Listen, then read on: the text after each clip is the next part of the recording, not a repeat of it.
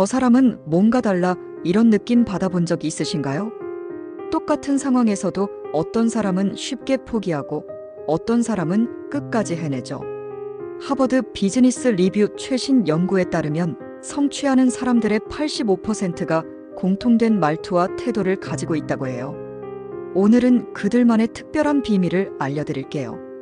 요즘 경기가 어려워지면서 많은 사람들이 힘들다, 안 된다는 말을 입에 달고 살아요. 하지만 똑같이 어려운 상황에서도 묵묵히 자기 길을 가는 사람들이 있어요. 이들의 공통점을 분석해보니 말하는 방식부터 다르더라고요. 말이 생각을 만들고 생각이 행동을 만들고 행동이 결과를 만든다는 걸 이들은 본능적으로 알고 있는 거예요. 첫 번째는 어떻게 하면 될까? 라는 질문을 습관화하는 거예요. 보통 사람들은 문제를 만나면 왜 이런 일이, 어떻게 이럴 수가라고 반응해요. 하지만 해내는 사람들은 바로 어떻게 하면 이걸 해결할까? 로 넘어가요. 예를 들어 프로젝트 예산이 삭감됐을 때 일반적인 반응은 이제 어떻게 하지? 인데 이들은 예산 안에서 어떻게 하면 목표를 달성할까? 라고 생각해요. 뇌과학적으로 봐도 어떻게라는 질문은 해결책을 찾는 뇌 영역을 활성화시킨다고 해요. 문제에 집중하면 문제만 커 보이지만 해결책에 집중하면 방법이 보이는 거죠. 두 번째는 아직이라는 단어를 자주 쓴다는 거예요. 난 못해가 아니라 아직 못해, 안 돼가 아니라 아직 안 돼라고 말하는 거죠. 이 한 글자가 엄청난 차이를 만들어내요. 아직이라는 말에는 미래의 가능성이 들어있거든요. 성장 마인드셋을 연구한 캐럴 드웻 교수에 따르면 아직이라는 말을 쓰는 사람들이 그렇지 않은 사람들보다 더 오래 도전하고 더 많이 성취한다고 해요. 세 번째는 구체적인 숫자와 기한을 말한다는 거예요. 열심히 하겠습니다. 대신 이번 달까지 10개 완성하겠습니다. 빨리 하겠습니다. 대신 3일 안에 마무리하겠습니다. 라고 말해요. 막연한 표현은 뇌를 게으르게 만들지만 구체적인 목표는 뇌를 각성시켜요.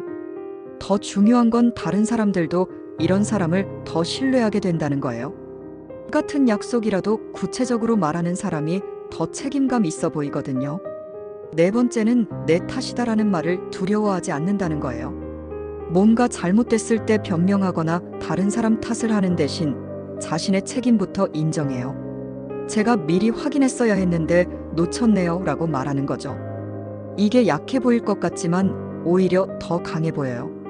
책임을 인정한다는 건 그걸 해결할 능력이 있다는 자신감의 표현이거든요.